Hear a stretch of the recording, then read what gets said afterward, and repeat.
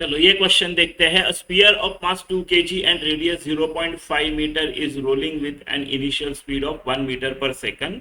It goes up inclined plane, right, which makes angle of 30 degree with the horizontal plane without slipping. How long will a sphere take to return to the starting point?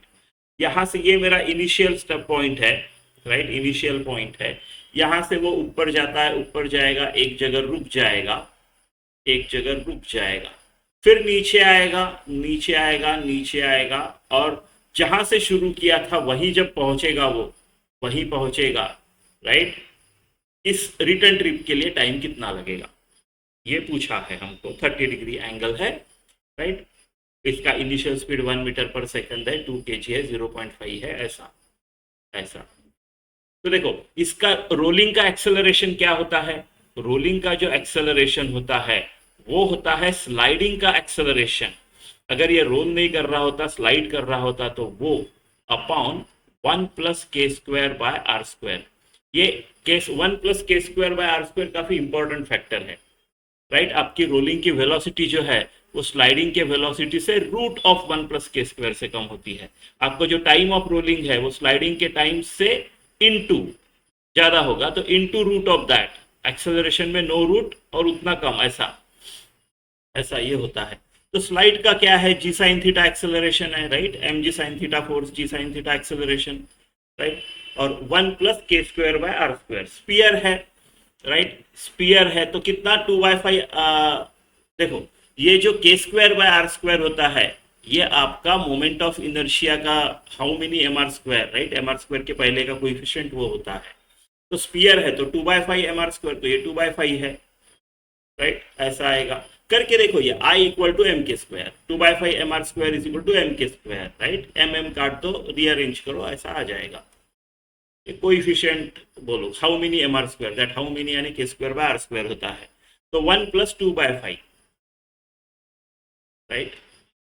Sine theta जी कितना है, चलो जी ही रखते हैं, and में value डालेंगे। जी into sine 30 यानी half, और ये है 7/5, राइट, ऐसा। तो ये 14 हो गया, और 5g/14 ऐसे कुछ तो आएगा, या फिर 50/14 कर ही देते हैं। 50/14 है ना, 50/14 या फिर 25/7।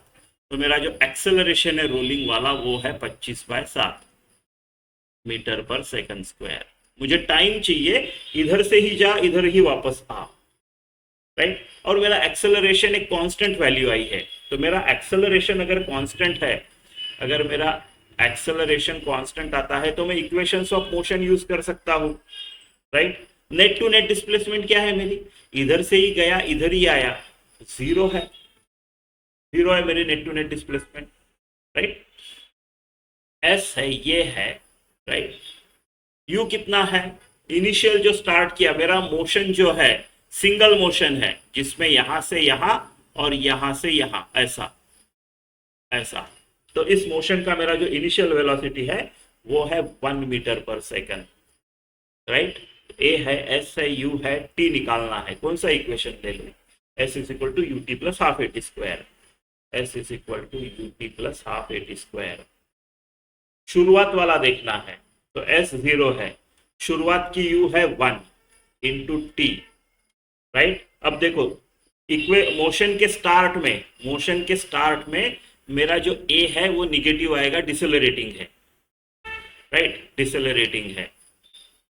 जी साइन थीटा का एक फैक्टर है, राइट। तो जी साइन थीटा तो नीचे है ना, तो ये माइनस आएगा, -12 25/7 टी स्क्वायर।